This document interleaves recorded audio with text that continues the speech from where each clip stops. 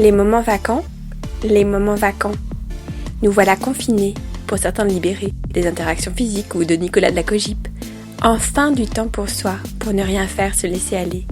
Enfin ça c'était le plan. Et puis les injonctions ont vite débarqué. Vous ne comptiez quand même pas passer votre temps à lézarder. Ce confinement doit être créatif, on vous dit. Sortez vos plus beaux pinceaux avant votre live de yoga. Arrêtez de tergiverser. Télétravailler, vous rêviez à quoi? Saupoudrer le tout de levain? Nous vous y voilà. C'était ça le vrai plan. Évitez le néant. Dans une vie où tout est chronométré, a-t-on besoin de vacances ou de moments vacants? C'est la question que j'ai souhaité élucider avec nos invités. Aujourd'hui, pour ce 16e épisode, Patrick Roult, chef du pôle haut niveau de l'INSEP, enseignant à Sciences Po et expert auprès de la Commission européenne. Il nous expliquera que ce que définit le sport de haut niveau, fondamentalement, c'est le temps. Merci beaucoup de me recevoir ici à l'INSEP. Je vous en prie. Alors, la première question est une question un peu rituelle. Que sont les moments vacants? Les moments vacants, c'est du temps gagné. Depuis que je travaille dans le sport, c'est plus du temps gagné. J'arrive à avoir des moments vacants quand je gagne sur mon sommeil ou quand je gagne sur des transports, sur des choses comme ça qui me laissent un petit peu de temps pour faire autre chose ou pour laisser vagabonder mon esprit. Mais c'est plus du temps gagné que du temps perdu. Et qu'est-ce que vous faites quand vous ne faites rien? La chose que je fais très bien quand je ne fais rien, c'est que je dors. Je peux m'endormir en moins de 3 minutes, n'importe où. Je m'endors dans le métro, je m'endors dans le train très facilement. Quand je monte dans l'avion, je peux dormir toute la durée d'un voyage sans aucune difficulté. Donc c'est une de mes activités principales et favorites, dormir, parce que ça me permet de récupérer, et puis parce que voilà, j'ai cette capacité à m'endormir à la demande quand je veux, quel que soit le moment de la journée. Donc, alors, est-ce que c'est un temps vacant quand on dort? Je n'en suis pas sûr, parce que je pense que c'est un temps d'activité cérébrale et que c'est un temps de récupération. C'est un temps d'activité cérébrale, mais on dit aussi que c'est un peu un dernier bastion qui est en voie de privatisation. Aujourd'hui, on a de moins en moins de temps justement de sommeil. On dort 3 heures de moins, je crois, qu'il y a de ça quelques décennies. Et on essaie évidemment d'amenuiser le temps, d'où les boutiques aussi ouvertes non-stop, ce genre de choses. Oui, il y a une captation de notre attention en permanence. Cette captation de notre attention, elle se fait dans des durées tout le temps de plus en plus longues. On est très sollicité tout le temps. Notre nouvelle vie dématérialisée sur les internets fait que on est souvent mobilisé par beaucoup de choses. Mais pour autant, j'essaye aussi d'avoir des temps vacants. Alors, est-ce qu'il ne se passe rien? Non, il se passe toujours quelque chose dans ces temps vacants. Mais ce sont des temps qui sont des temps gagnés et des temps choisis. Et c'est moi là une différence que je fais qui est importante entre un temps choisi et un temps imposé. Lorsque je fais des choses sur des temps où je choisis ce que je fais sur des temps que je choisis, je suis dans un état différent du moment où je travaille, où j'ai des activités qui sont imposées par le rythme de vie. Est-ce que c'est une manière subversive de faire un contre-pied à la vie qui passe et qui se déroule sans qu'on ait de prise sur le sujet? Alors, oui, on peut penser ça comme ça, oui. D'abord parce que j'ai toujours eu un esprit un peu subversif et toujours ne pas vouloir penser exactement comme on aurait voulu que je pense. Et quand je parle de temps, ce temps vacant est un temps gagné, je cherche souvent à gagner ces plages de temps. Donc ça fait partie des choses auxquelles je réfléchis et comment est-ce que je fais pour gagner du temps pour faire d'autres choses qui ne sont pas mon travail, qui ne sont pas ma vie habituelle, etc. etc. Puis ça, c'est votre esprit de sportif, c'est votre esprit d'ancien entraîneur, c'est votre esprit aussi de l'INSEP parce que vous vous occupez du pôle des athlètes de haut niveau, donc il y a peut-être aussi cette idée de vaincre le temps. Est-ce qu'on peut le vaincre, ce temps? Le vaincre non, mais l'utiliser. Le sport, fondamentalement ce qui définit le sport et le sport de haute performance ou de haut niveau, c'est le temps. La façon dont on va l'utiliser. Et la façon dont on va être capable de faire des choix dans ces temps. Alors, je dis souvent, les Grecs nous ont aidés, ils ont bien défini les 3 grands temps, l'aion, le chronos et le kéros, le temps de la destinée, le temps quotidien qu'on organise et le temps de l'opportunité qui se représentera plus en général.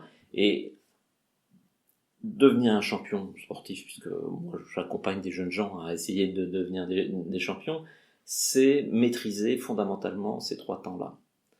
Et la maîtrise de ces 3 temps-là est particulièrement importante. Le chronos, le temps du quotidien, le temps de l'organisation, dans lequel on peut se ménager justement du temps gagné pour avoir du temps vacant. La destinée, parce que si on imagine quand on devient un jeune sportif de haut niveau, qu'on sera sportif de haut niveau toute sa vie, on court à l'échec. Il faut bien envisager qu'à un moment ou à un autre, ces choses-là vont s'arrêter, se transformer vers des inflexions. Ou un accident qui fait changer un accident, et ça arrive forcément. Et de fait, cette perception d'une destinée dans laquelle il y a un temps plus ou moins long qui va être consacré à la haute performance et à devenir un champion, elle doit être très présente le plus tôt possible, parce que c'est comme ça qu'on apprend à devenir un champion. Et puis ce temps des opportunités qu'il faut savoir saisir, et tout le monde ne sait pas saisir une opportunité, et on dit souvent des gens qu'il y en a qui ont de la chance. En fait, la chance n'existe pas, c'est l'opportunité qui rencontre le travail et la capacité à saisir l'opportunité. Et si on a beaucoup travaillé et que l'opportunité se présente, eh bien on est capable de la reconnaître comme une opportunité, et on est capable de s'en saisir. Et les sportifs de haut niveau sont des gens qui savent saisir les opportunités. Et je crois que c'est Pasteur qui disait que la chance sourit aux esprits préparés.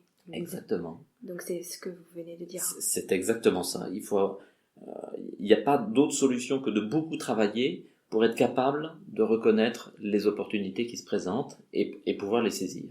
Si on n'a pas beaucoup travaillé, si on n'est pas pleinement investi dans son projet, on ne saura pas reconnaître les opportunités qui se présentent, et on ne saura pas donc s'en saisir pour infléchir sa trajectoire et peut-être franchir une marche, passer d'un état de jeune champion à un état de grand champion capable de reproduire des niveaux de performance.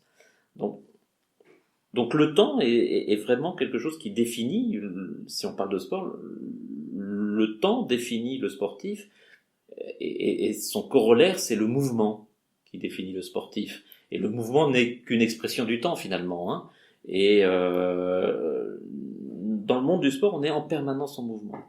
Et ce mouvement permanent, perpétuel presque, fait que on ne fonctionne qu'à temps gagné et jamais à temps perdu. Le sport, pour beaucoup de gens, est un passe-temps. Le concept de passe-temps n'existe quasiment plus chez les sportifs de haut niveau, parce qu'ils n'ont pas à passer le temps, parce que le temps coule, et eux sont en mouvement dans ce temps-là, et essayent en permanence de le maîtriser. Et ils sont même dans le dépassement. Et ils sont dans le dépassement permanent. Ils repoussent leurs limites, et ce sont des jeunes gens et des jeunes femmes qui vont chercher leurs limites. Donc c'est dans ces limites-là où on peut tout gagner ou tout perdre, parce que forcément on peut aussi casser, on se blesse à aller tutoyer ses limites et essayer de les dépasser chaque jour un petit peu. Et donc si on ramène ça au temps, ils sont en permanence dans cette quête d'une maîtrise parfaite de leur temps, et ceux qui y arrivent bien montent sur la première marche du podium olympique. Ceux qui n'y arrivent pas ne montent jamais sur un podium olympique.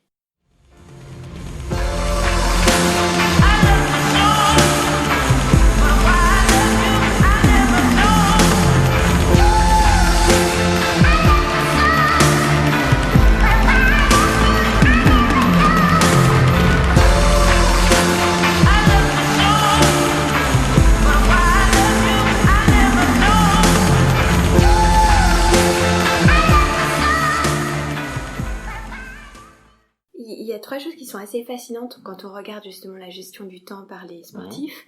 C'est que d'une part, ils peuvent passer des heures et des heures d'entraînement pour gagner 1 milliseconde. Oui, bien sûr. Et donc vraiment lutter contre le temps. Donc voilà, le temps d'entraînement versus le temps gagné qui se joue à quelque chose d'infime. Il faut être présent, c'est ce que vous disiez, à un instant T pour être là et saisir l'opportunité. Et puis tout à la fois, il faut aussi dépasser les autres et essayer de vaincre ce chronomètre. Chaque performance est une création en soi, mais on ne bat pas tout le temps de record, non. Donc il y a aussi cette idée voilà, de vaincre le temps, mais de voir qu'il est aussi devant nous d'une certaine façon. Ce sont les 3 aspects que vous avez abordés tout à l'heure. Oui, vous avez dit quelque chose d'important, c'est que la performance sportive est un acte de création. C'est-à-dire que à chaque fois, une performance est un précédent. Avant, ça n'existe plus, ou ça n'a pas existé. À chaque fois, c'est un précédent. On peut courir le 100 mètres en moins de 10 secondes plusieurs fois. Ils sont pas nombreux, ceux qui le font, mais on peut le courir en moins de 10 secondes plusieurs fois. Ça n'est jamais la même chose. C'est à chaque fois un acte de création. Et c'est ce qui est important de comprendre, c'est que le processus qui amène à cette performance-là, mais c'est la même pour notre performance à nous qui ne sommes pas des champions, pour vous, moi, n'importe qui va faire quelque chose à un moment donné, sa performance est un précédent parce qu'il ne l'a jamais fait avant et il ne refera plus jamais la même chose après. Ça sera forcément différent. Et ce moment-là, ce temps-là de la performance, qui est un temps où, de fait, les sportifs arrivent à utiliser pleinement leurs propres ressources et les ressources de leur environnement pour créer une performance.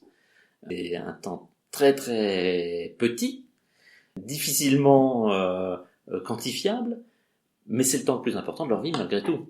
Le jour où ils sont aux Jeux Olympiques et ça leur permet d'aller gagner une médaille d'or aux Jeux Olympiques, parce que ou un titre de champion du monde. Donc c'est particulier de voir cet investissement de temps long dans l'entraînement, dans la préparation, etc. Finalement venir se résumer ou s'exprimer dans un temps extrêmement infime, celui de la performance, qui est ce moment où, alors on va me dire, oui, mais sur un marathon, certes, ils vont courir pendant un peu plus de 2 heures, mais la réalité, c'est que le moment de la performance, c'est-à-dire le moment où il lâche le deuxième, celui qui va gagner, c'est un moment tout à fait infime.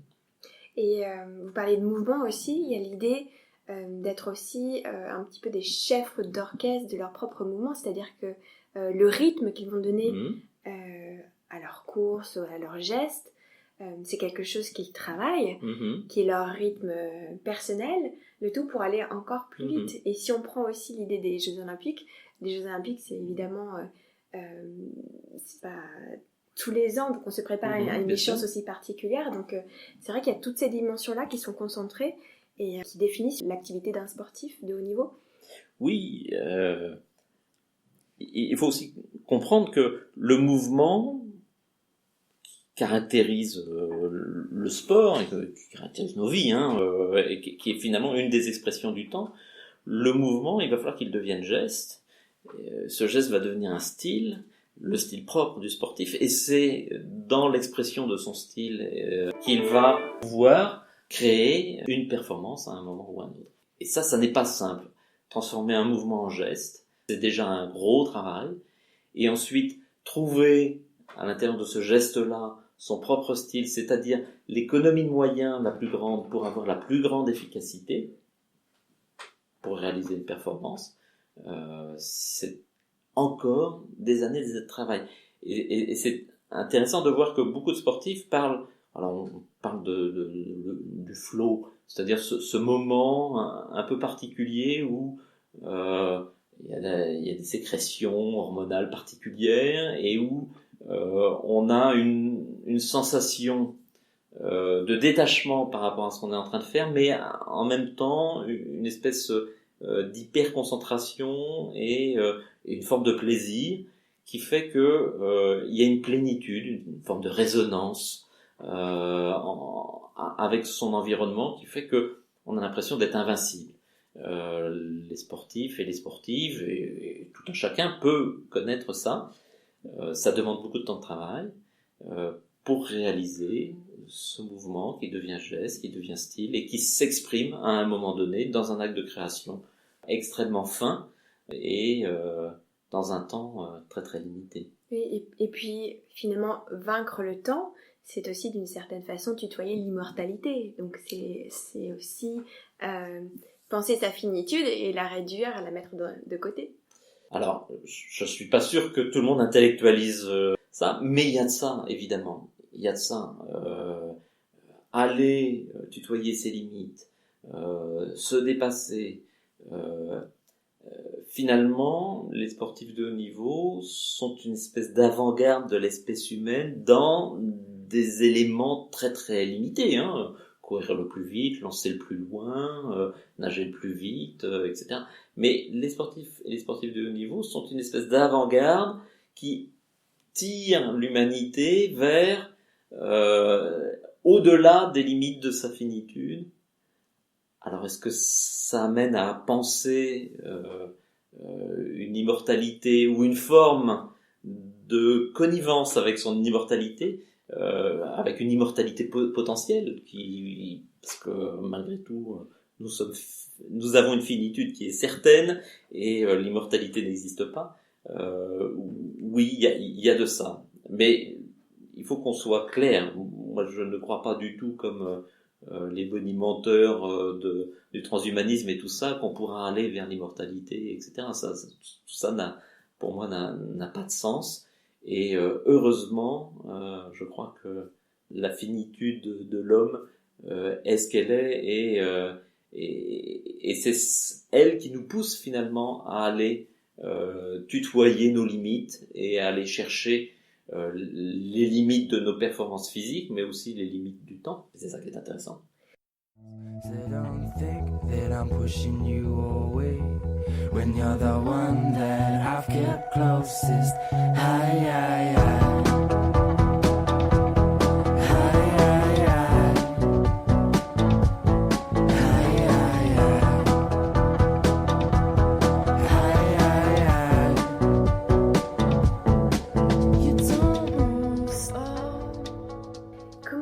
Quand on s'est concentré sur une course, une performance, qu'on a réussi cette performance, quelle qu'elle soit, et que tout d'un coup le temps s'arrête et qu'on doit se remobiliser pour repartir sur un temps plus long. Alors, est-ce que ça crée pas une forme de distorsion du temps ? D'abord, les sportifs de haut niveau sont comme tous les autres gens, ils sont tous différents les uns des autres. Ce sont des gens tout à fait normaux, les sportifs et les sportifs de haut niveau. Et les champions sont des gens tout à fait normaux. Ils ont juste à un moment donné compris que génétiquement ils avaient des aptitudes dans telle ou telle discipline sportive. Et ils ont beaucoup travaillé pour réussir à réaliser des performances. Donc, chacun va vivre ça d'une façon différente. Et nous, on voit bien ici, certains sportifs mettent du temps à se réengager dans leur projet de performance, après avoir réalisé une performance qu'ils pensaient être leur summum, et ils découvrent que, souvent, j'espère, en tout cas, qu'ils auront la possibilité tous de découvrir qu'ils peuvent encore aller plus loin, mais parfois pas, pour différentes raisons, blessures, parce que l'âge étant ce qu'il est, on a aussi à un moment donné son niveau de performance qui régresse. On a le temps qui passe. On a le temps qui passe. Mais oui, la façon dont on se remobilise, c'est une forme de résilience. Parce qu'il y a une résilience sur les échecs, tout ça, mais il y a une résilience aussi sur les succès et sur la performance. Il faut l'intégrer, cette performance. Et c'est pas toujours facile. Il y a certains sportifs qui après de très grandes performances, ont des phases de dépression. Et nous aussi, on essaye de les accompagner au mieux, parce que ça n'est pas simple d'être un champion. Ça n'est pas simple du jour au lendemain d'atteindre l'objectif qui semblait être l'objectif d'une vie, parce que ça peut créer un grand vide. Et ça, c'est pour tout le monde pareil. Quand on atteint un objectif qu'on s'était fixé comme objectif suprême, quand il est atteint, ça peut créer un grand vide. Et d'où l'idée d'avoir une vision. D'où l'idée de l'Ion, c'est-à-dire de cette destinée et de cette vision, et du fait que, et ça c'est important, les sportifs, en tout cas les grands champions, ceux que je connais bien, ne se nourrissent pas que de leur sport. Ils se nourrissent de plein d'autres choses. Ce sont des éponges. Ils absorbent énormément de choses. Alors des choses très très différentes, très très variées, mais ils absorbent beaucoup de choses et ils s'en nourrissent. Et des déséquilibres qui peuvent apparaître liés à leur pratique sportive sont souvent compensés par d'autres choses. Et on a remarqué, nous par exemple, chez les jeunes sportifs, certains qui, parce qu'ils passent le bac avec un an d'avance, disent comme j'ai eu le bac avec un an d'avance, je vais me consacrer pendant une année complète au sport avant de reprendre des études supérieures. Et cette année-là est souvent une année de régression. Parce qu'en fait, il y a un déséquilibre qui s'est créé, parce que ne penser qu'au sport peut créer des équilibres, et on a tous besoin de développer l'ensemble de ses qualités, l'ensemble de ses compétences et l'ensemble de ses centres d'intérêt, d'où l'intérêt aussi de moments vacants, de temps vacants. Justement, est-ce que les champions ont des moments vacants ? Est-ce qu'on leur organise l'emploi du temps de manière très chronométrée, d'une certaine façon ? Alors, on leur organise et ils s'organisent.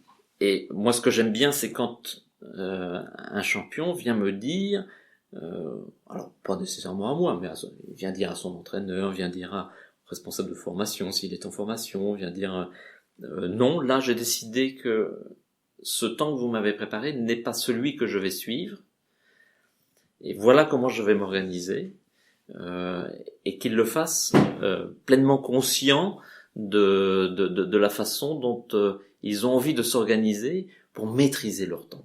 Un champion, c'est un maître du temps. Les sociologues ici de la maison INSEP ont fait des études très très poussées sur l'analyse de comment on devient un champion. Et ce qui ressort de l'analyse, c'est que les champions sont les maîtres du temps, les maîtres de leur temps. Et donc, nous, on a une vie ici à l'INSEP qui peut être extrêmement rythmée, extrêmement bornée. Il y a des temps de formation, des temps d'entraînement, des temps de repas. Tout ça s'harmonise d'une façon assez correcte, mais commence assez tôt le matin, finit assez tard le soir. Et on peut se laisser bercer par cette organisation-là pendant longtemps, sans se poser des questions. Si on se pose des questions trop tôt quand on est jeune, ça peut venir perturber. Mais quand on atteint un certain degré de maturité, se poser la question de est-ce que ce temps-là est le plus pertinent pour moi et comment est-ce que je fais un temps pertinent pour moi, là on a les éléments qui nous laissent à penser que ce garçon, cette fille va devenir un champion. Donc c'est cette maîtrise-là. Alors la maîtrise, elle est toujours partielle, parce qu'effectivement il y a des temps imposés, et c'est pour ça que je parle de temps gagné. Il faut gagner du temps. Par exemple, dans un institut comme celui-ci, la vie affective, amoureuse, sexuelle, ce sont des temps complexes parce qu'ils ne sont pas prévus par l'institution. L'institution ne dit pas, à ce moment-là, vous aurez un temps de vie affective. Or, quand on a entre 17 et 35 ans, c'est à peu près l'empan que nous avons sur les âges des sportifs de haut niveau, c'est un moment où on se construit sexuellement, où on construit une vie affective, alors plus ou moins stable, mais ce sont des temps très importants, et ces temps-là se font à temps gagné, souvent, et les sportifs et les sportives trouvent toujours le moyen de s'organiser ces temps-là, qui ne sont pas à proprement parler des temps vacants, mais qui sont des temps pour eux. Alors après, est-ce qu'ils ont des temps vacants ? Vu de mon expérience dans cette maison, je serais tenté de dire c'est compliqué d'avoir du temps vacant. Donc il faut aller le gratter, il faut aller faire des petits arrangements avec le temps de la journée, avec le temps chronos, pour pouvoir se dégager du temps vacant. Et par exemple, on a des pianos à disposition. Il y a toujours un garçon ou une fille qui trouve le temps de venir jouer du piano. Donc on fait attention à ce que les pianos soient toujours bien accordés, etc. Parce que ils arrivent toujours à se trouver du temps, à se dégager du temps, à gagner du temps pour faire des choses à eux. Si depuis leur plus jeune âge, évidemment, comme on les repère, on les cadre et on leur donne du temps programmé, imposé, il faut aussi cette maturité pour d'une certaine façon se rebeller et trouver du temps pour soi. C'est ce que vous disiez, dire non, là je suis pas tout à fait d'accord avec le système en place, on va faire plutôt à ma manière en ajustant un peu, c'est une sorte de compromis. C'est peut-être ça aussi la dualité, c'est-à-dire que finalement on leur impose un temps puis ils sont obligés d'essayer de se l'approprier pour en faire quelque chose de personnel. Ce que vous dites est juste, ils s'approprient. Et en s'appropriant, ils érodent certains coins, ils réorganisent certains autres temps, ils réorganisent les choses et ils essayent de trouver. Alors, pour certains, et les très grands champions qui ont une aisance financière parce qu'ils ont des partenaires financiers, ils basculent dans une autre organisation, c'est-à-dire qu'ils s'autonomisent et ils emploient eux-mêmes les personnes qui les entourent, leur staff technique, entraîneurs. C'est d'ailleurs un moyen d'analyse, c'est une grille d'analyse intéressante. Qui paye l'entraîneur du sportif? Si c'est la fédération ou si c'est l'entraîneur, c'est pas du tout la même chose.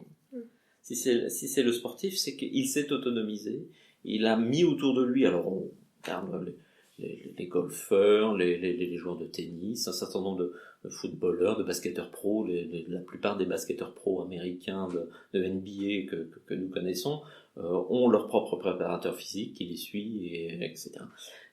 C'est intéressant de voir ces évolutions-là à mesure que le champ économique de la discipline sportive se développe, il y a des droits télé, des sponsors et tout ça.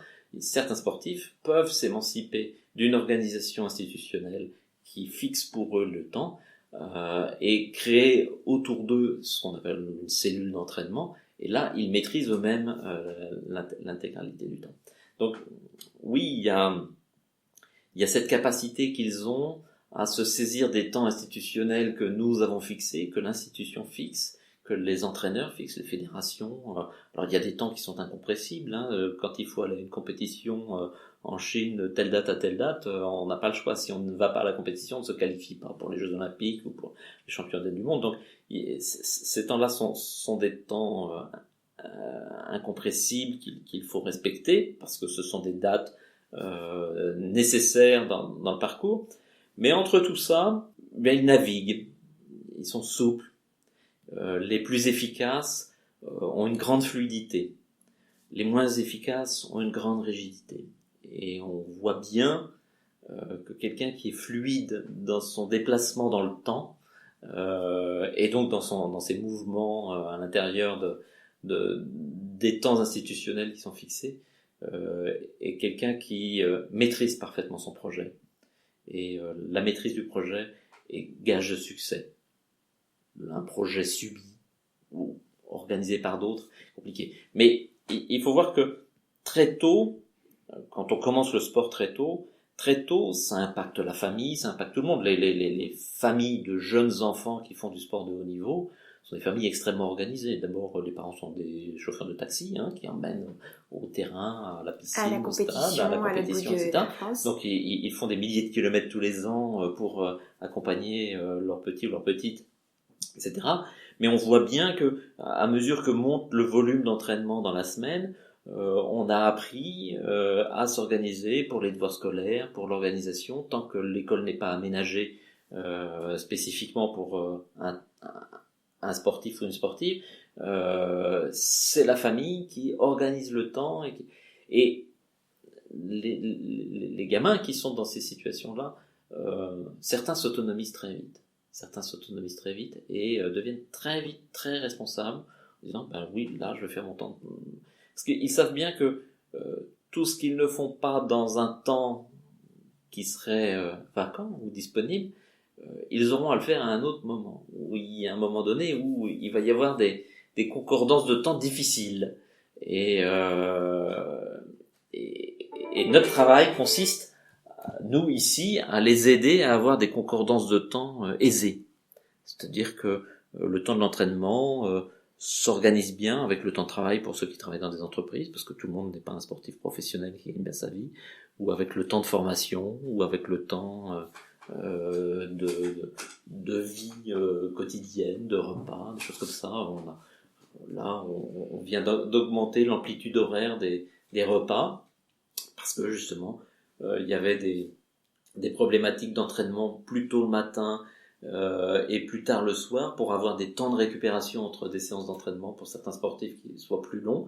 Eh bien donc on ouvre plutôt le restaurant pour le petit déjeuner du matin et on ferme plus tard le restaurant le soir.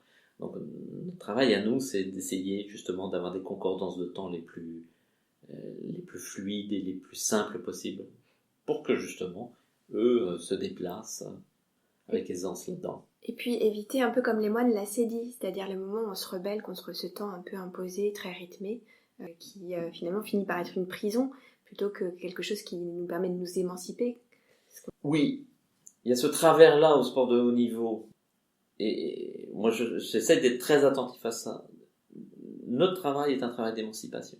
Notre travail est un travail d'aider à... Oui, je fais le geste de monter, d'aider ces jeunes gens, garçons ou filles, à s'élever dans la responsabilité de leur propre projet et à surtout ne pas faire à leur place, à surtout ne pas décider à leur place, à surtout... Qu'ils s'élèvent.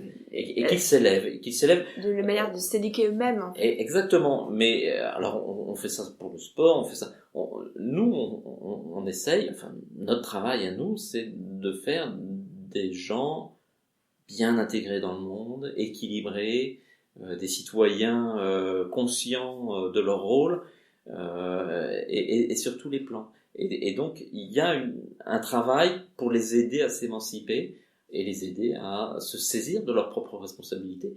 Quelqu'un qui n'est jamais responsable de sa vie ne devient pas champion. Et donc être responsable aussi de son temps. Et donc être responsable de son temps, parce que être responsable de sa vie, c'est forcément décider de son temps et du moment où on va chercher un temps vacant. Justement, peut-être pour ne rien faire, pour bader, pour regarder les petits oiseaux. Ici, on en a plein, hein, dans le bois de Vincennes. Il y a plein d'espèces de petits oiseaux. Et je vois parfois, alors au beau jour, des jeunes gens qui sont assis dans l'herbe et avec l'impression qu'ils ne font rien. Et peut-être qu'en fait, ils font beaucoup pour leur capacité de performance à ce moment-là, mais c'est un temps à eux. Personne ne vient les embêter, ils sont assis sur l'herbe ou allongés dans l'herbe et ils regardent les oiseaux, le ciel, les nuages qui passent. Ces temps vacants-là sont aussi des temps structurants, je crois. Alors, ils ne sont pas très nombreux, et je vais le répéter encore une fois, c'est un temps gagné sur le temps de l'institution, le temps de l'organisation autour d'eux, mais c'est, je pense, très structurant pour leur capacité à être très performants. Watching you grow, watching you grow, pulling the covers up and back you go, watching you grow,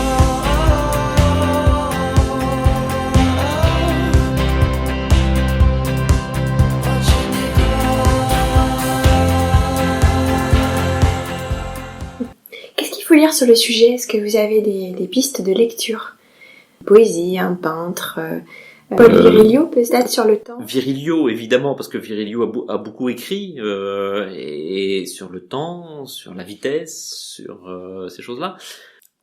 Je serais tenté de vous dire qu'il faut aller voir les œuvres de Fabienne Verdier, qui est une immense peintre pour laquelle j'ai beaucoup d'admiration et qui cherche dans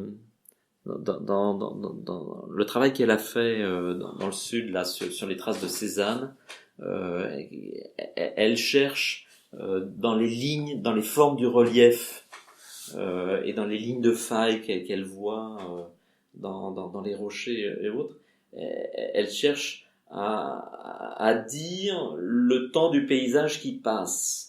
Et elle avait fait un certain nombre de choses à partir des travaux d'Holbein, de Van Eyck et autres. Elle a fait un travail très très minutieux de repérage de formes, de lignes, et ces lignes-là du paysage, des costumes, ces lignes des corps qui se détachent sur alors c'est une peinture totalement abstraite, mais c'est passionnant.